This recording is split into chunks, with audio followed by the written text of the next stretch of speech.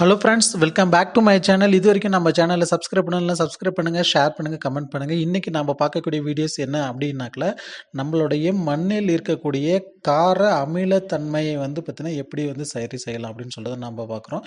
இப்போ acid soil, அதாவது நம்மளுடைய மண்ணை நீங்கள் சாயில் டெஸ்ட்டுக்கு கொடுத்தீங்கன்னாக்கல, அதில் என்ன மாதிரியான சத்துக்கள் நிறைஞ்சிருக்கு, அதில் என்ன அமிலத்தன்மை இருக்கா இல்லை காரத்தன்மை இருக்கா, ஸோ அதுக்கு என்ன உரம் போடலாம் அப்படின்னு சொல்லிட்டு அவங்க பார்த்தீங்கன்னா டீட்டெயிலாக உங்களுக்கு ரிப்போர்ட் கொடுப்பாங்க சாயில் டெஸ்ட்டு எடுத்து முடித்த உடனே. ஸோ அதை பேஸ் பண்ணி தான் நம்ம பயிர் வகைகள் நம்ம செய்யலாம். சரிங்களா? இன்கேஸ் உங்களுடைய மண் பார்த்திங்கன்னா இப்போ ஆசிட் சாயிலாக இருக்குது அப்படின்னாக்கல, ஆசிட் சாயில் அப்படின்றது லெஸ் தென் 6.0க்கு கீழே பார்த்தீங்கன்னா அதனுடைய பிஹெச் வேல்யூ இருக்கும். ஸோ அதே மாதிரி நார்மலாக சாயில் அப்படின்னாக்கல நம்ம 6.5லேருந்து 7 அந்த ரேஞ்சுக்கு இருந்துச்சுன்னா அது நார்மல் சாயில். சலைன் சாயில்னாக்கில் 8.5 வரைக்கும் இருந்துச்சுன்னா அது சலைன் சாயிலாக இருக்கும். சலைன் சாயில்னால் அதில் உப்புத்தன்மை பார்த்திங்கன்னா அதிகமாக இருக்கும். ஸோ அல்கலைன் சாயில் அப்படின்றது பார்த்திங்கன்னா அதில் பார்த்திங்கன்னா உங்களுக்கு 8.9லேருந்து 9 மேலே போச்சுன்னா அது பார்த்திங்கன்னா அல்கலைன் சாயிலாக மாறிடும். ஸோ இதுக்கு ஒவ்வொன்றுத்துக்குமே பார்த்திங்கன்னா ஒரு வகையான பயிர்கள் சூட் ஆகும். ஸோ நார்மலாக இருக்கக்கூடியதுக்கு பார்த்திங்கன்னா எல்லா வகை பயிர்களும் பார்த்திங்கன்னா எடுத்துக்கும்.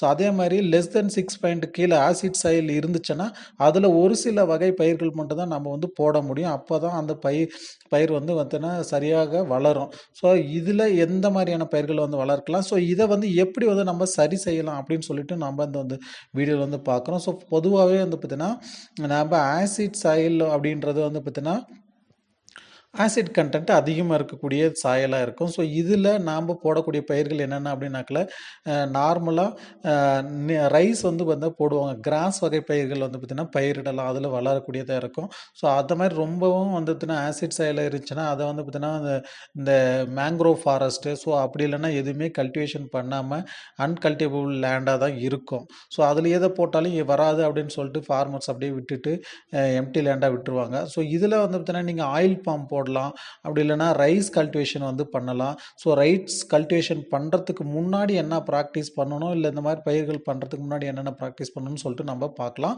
ஸோ பொதுவாக செய்யக்கூடிய பயிர்கள் பார்த்திங்கன்னா ஆயில் பாம், ரைஸு, ஸோ அது மட்டும் இல்லாமல் பார்த்திங்கன்னா கசாவா, அதாவது நம்ம இது சொல்லுவோம் இல்லைங்களா, ஒரு கிழங்கு வகை பயிர்கள், மேங்கோ போடலாம், கேஷ்யூ முந்திரி போடலாம், சிட்ரஸ் போடலாம், பைனாப்பிள் போடலாம், அதுக்கப்புறம் லெக்யூமினஸ் கிராப்ஸ், கவுப்பி, இந்த மாதிரி வகையான பயிர்கள் போடலாம். ப்ளூபெரிஸ் அதில் நல்லா வளரும்.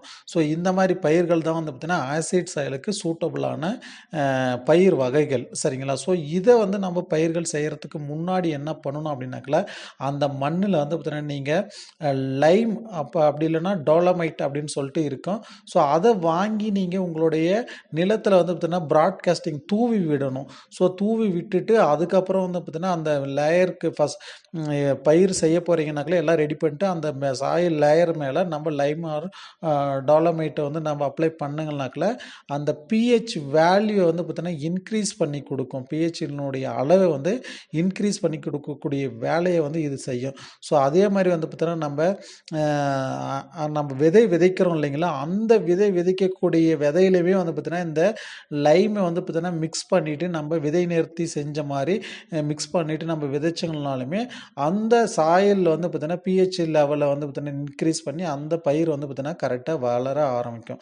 ஸோ நம்ம இந்த லெக்யூமினஸ் பயிர்கள் இதெல்லாமே நம்ம விதையை தான் சோவிங் பண்ணுவோம் இல்லைங்களா, அந்த மாதிரி விதையை சோவிங் பண்ணக்கூடிய விதைக்கு நம்ம லைம் அப்ளிகேஷன் பண்ணிவிட்டு அந்த விதையிலே பார்த்திங்கன்னா ட்ரீட்மெண்ட் பண்ணிவிட்டு நம்ம பண்ணுற போது ஸோ அந்த சீலிங்ஸ் நல்லா விகரஸாக வளர ஆரம்பிக்கும். ஸோ அதே மாதிரி நம்ம லைம் அப்ளிகேஷன் பண்ணுற போது என்னென்ன மாற்றங்கள் பார்த்திங்கன்னா நம்ம செடியில் இல்லை மண்ணில் நடக்கும் அப்படின்னாக்கல, ஒரு இன்ஃபர்டிலிட்டியாக இருக்கக்கூடிய சாயலை பார்த்திங்கன்னா ஃபர்டைல் சாயலாக மாற்றி கொடுக்கும் நம்ம லைம் அப்ளை பண்ணுற போது. ஸோ அதே மாதிரி பார்த்திங்கன்னா அதில் கால்சியம் மெக்னீசியம் டெஃபிஷியன்சி இருந்தாலுமே அதை பார்த்திங்கன்னா ஓவர் கம் பண்ணி அந்த பிளான்ட்டை நல்லா விக்ரஸாக வளர வைக்கிறதுக்கு பார்த்திங்கன்னா இந்த லைம் மிக முக்கியமான ஒரு பங்காற்றக்கூடியதாக இருக்கும். ஸோ அதே மாதிரி நம்ம லைம் அப்ளிகேஷன் பண்ணுற போது என்ன பண்ணோம் அப்படின்னாக்கல, நைட்ரஜன் ஃபிக்சேஷன் பாக்டீரியா பார்த்திங்கன்னா ஒரு ஒரு அந்த பாக்டீரியாஸ் எல்லாமே வந்து பார்த்தீங்கன்னா அன்இன்ஹிபிட்டட் கண்டிஷனில் வந்து இருக்கும். ஸோ அதை வந்து பார்த்தீங்கன்னா இன்ஹிபிட் ஃபார்மில் அது ஒரு ஸ்டிமுலேட் பண்ணி அந்த நைட்ரஜன் ஃபிக்சேஷன் பண்ணக்கூடிய ப்ராசஸை வந்து அதிகம் பண்ணுறதுக்கு இந்த லைம் வந்து பார்த்தீங்கன்னா மிக முக்கிய ஒரு பங்காற்றக்கூடியதாக இருக்கும். ஸோ அதே மாதிரி நம்ம லைம் வந்து நம்ம அப்ளை பண்ணுறபோது பார்த்தீங்கன்னா நம்ம மண்ணில் இருக்கக்கூடிய ஆர்கானிக் மேட்டர் கண்டென்ட்டை வந்து அதிகம் பண்ணி கொடுக்கும். ஸோ அதே மாதிரி வந்து பார்த்தீங்கன்னா சாயிலோட ஸ்ட்ரக்சரை வந்து இம்ப்ரூவ் பண்ணி கொடுக்கக்கூடிய வேலையும் இது மிக முக்கிய பங்காற்றக்கூடியதாக இருக்கும்.